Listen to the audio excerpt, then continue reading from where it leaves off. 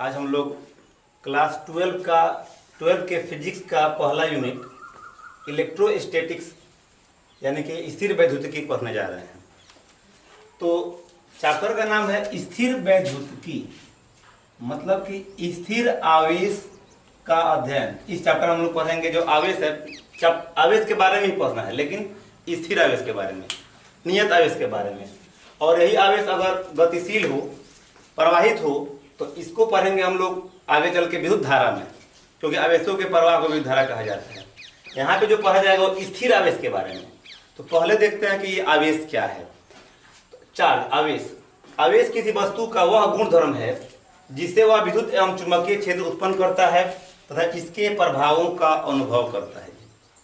तो आवेश के प्रकार कितने हैं? दो प्रकार होते हैं। धन आवेश, अगर कोई परमाणु इलेक्ट्रॉन को क्या करता है, त्याग देता है, यानी इलेक्ट्रॉनों की कमी हो, तो उस पर कौन सा आवेश आता है? धन आवेश। दूसरा है ऋण आवेश, नेगेटिव चार्ज, अगर इलेक्ट्रॉनों की किसी परमाणु में वृद्धि हो या इलेक्ट्रॉन को क्या करे, ग्रहण कर ले, तो उस पर कौन सा आवेश आता है? ऋण आवेश। देखिए कैसे, जैसे एग्जाम्पल में हम लोग देखते हैं, सोडियम परमाणु संख्या कितनी है? 11। इलेक्ट्रॉनिक में निकालेंगे तो 2, 8 और 1। पहले एक बात और समझ लेते हैं। सोडियम परमाणु में इसके नाभिक में 11 प्रोटॉन होंगे, न्यूट्रॉन भी होते हैं इसमें, और इलेक्ट्रॉन कितने हैं इसमें? 11 इलेक्ट्रॉन होते हैं। प्रोटॉन पर धन आवेश होता है, इलेक्ट्रॉन पर ऋण आवेश होता है। समान प्रोटॉन और इलेक्ट्रॉन होने के कारण परमाणु क्या होते हैं? विद्युत उदासीन होते हैं, कि जितना प्लस चार्ज है उतना ही माइनस चार्ज है, इस कारण उदासीन होते हैं। अगर यह एक इलेक्ट्रॉन को, इसको अगर अष्टक पूरा करना हो तो बाह्यतम सेल में 8 इलेक्ट्रॉन होना चाहिए। तो ये दो स्थिति बन रही है, या तो ये 7 इलेक्ट्रॉन ग्रहण कर ले तब 8 इलेक्ट्रॉन होगा, नहीं तो 1 इलेक्ट्रॉन त्याग दे तो इसके बाह्यतम सेल में 8 इलेक्ट्रॉन आ जाएगा। तो 1 इलेक्ट्रॉन को त्यागना इसके लिए आसान है। तो अगर ये 1 इलेक्ट्रॉन त्याग दे तो इसमें माइनस कितने हो गए? पहले 11 इलेक्ट्रॉन थे, अब इलेक्ट्रॉन कितने हो गए इसमें? 10। और प्रोटॉन अभी कितने हैं? 11। माइनस 10 है और प्लस 11 है, इस पर क्या बचा? 1 प्लस बच जाएगा, यानी कि सोडियम पर क्या आ जाएगा? Na प्लस आ जाएगा। ये Na प्लस मान एक धन आवेश आ गया 1 इलेक्ट्रॉन त्यागने पर। एक और एग्जांपल देखते हैं हम लोग, क्लोरीन। क्लोरीन की परमाणु संख्या होती है 17, यानी इसमें प्रोटॉन भी 17 है और इलेक्ट्रॉन भी 17 है।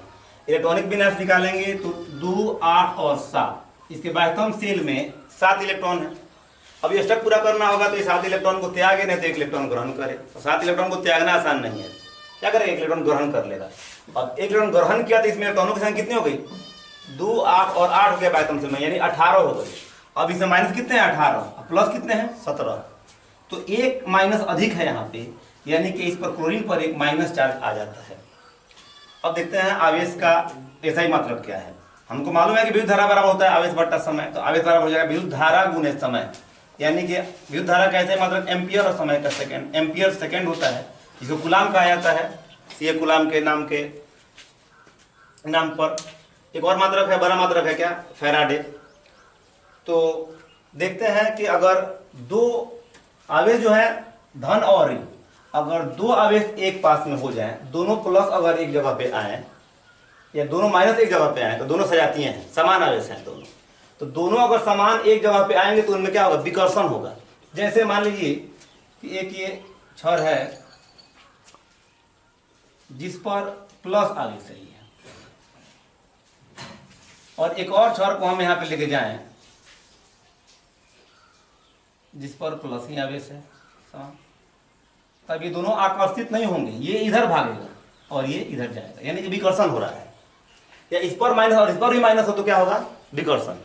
लेकिन अगर विजातीय आवेश माने 1 प्लस और 1 माइनस रहे तो क्या होगा? आकर्षण होगा। एक दूसरे को क्या करेंगे? दोनों एक दूसरे को आकर्षित करेंगे।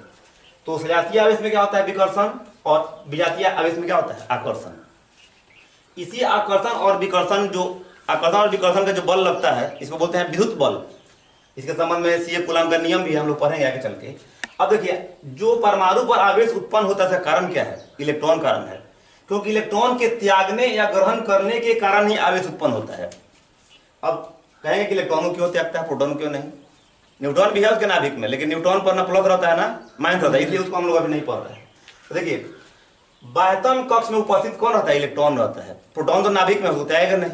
और एक और रीजन है कि जो द्रव्य प्रोटॉन है वो बहुत भारी होता है इलेक्ट्रॉन से, लगभग 1837 गुना लगभग भारी होता है प्रोटॉन इलेक्ट्रॉन से, जिस कारण प्रोटॉन का त्याग नहीं होता है। किसका त्याग होता है? इलेक्ट्रॉन का। और इसी त्याग या ग्रहण होता है। तो इलेक्ट्रॉनों के स्थानांतरण के कारण ही प्लस या माइनस चार्ज आता है, अर्थात आवेश का जो कारण है वो क्या है? इलेक्ट्रॉन है। चार्ज पढ़ रहे हैं तो चार्ज में मुख्य परिणाम को इलेक्ट्रॉन के बारे में देखिए। इलेक्ट्रॉन पर आवेश जो होता है वो 1.6 गुना 10 की पावर -19 कूलम होता है, लेकिन इसका वैल्यू होता है माइनस में होता है। प्रोटॉन पर भी समान आवेश होता है 1.6 गुना 10 की पावर -19 कूलम, लेकिन ये क्या होता है? धनात्मक होता है। तो देखिए अगर एक इलेक्ट्रॉन पर आवेश का मान 1.6 गुना 10 की पावर 19 है कूलम है, तो एक कूलम में कितने इलेक्ट्रॉन होंगे इसको जरा हम लोग निकाल के देख लेते हैं। हम जानते हैं कि एक इलेक्ट्रॉन पर आवेश का मान 1.6 गुना 10 की पावर -19 माइनस में रहता है, परिणाम है तो हम नहीं लिख रहे हैं इसमें। तो एक कूलम में इलेक्ट्रॉनों की संख्या कितनी होगी? एक में इस पूरे वैल्यू से भाग कर देंगे हम। 10 की पावर -19 है तो ऊपर लेके जाएंगे 10 की पावर +19 हो गया ये 1/1.6, दशमलव हटाएंगे तो 10 हो गया 10/16।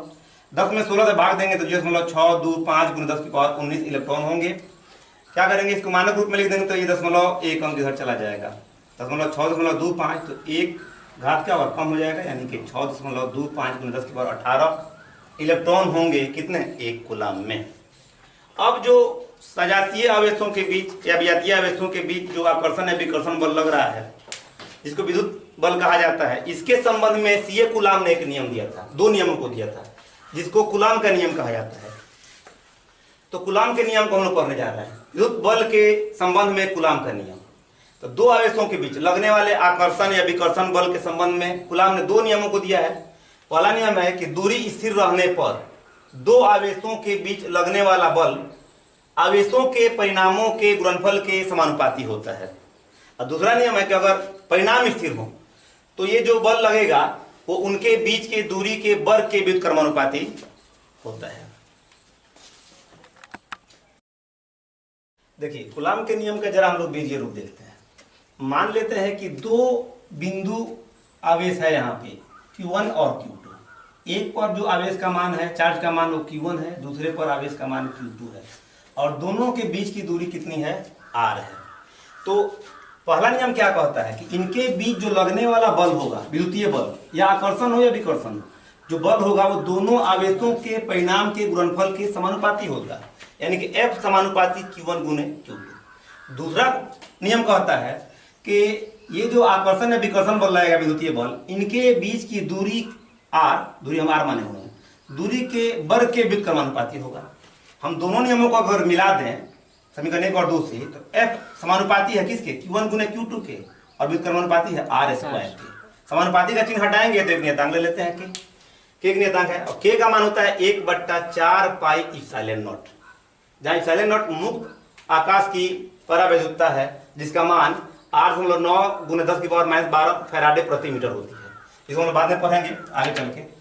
K का मान इसमें हम रखते हैं, तो F बराबर क्या हो गया? 1/K के स्थान पर 4 पाई एप्सिलॉन नॉट गुने Q1 Q2 बट्टा R का स्क्वायर। ये कूलम के नियम का बीजीय रूप है।